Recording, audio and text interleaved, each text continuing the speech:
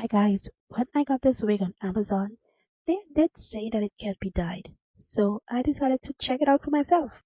I got the Kiss Semi-Permanent Hair Color in Crimson and Ruby Red. I decided to do the watercolor method where you add the hair dye to really hot water before you submerge the wig.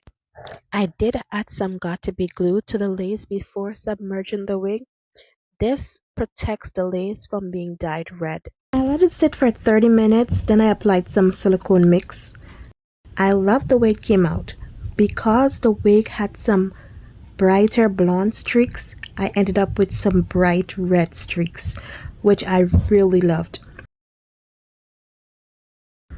All the products I used are tagged under this video on my Amazon storefront. You can find the link in the description box below. Thank you guys for watching. See you in my next one.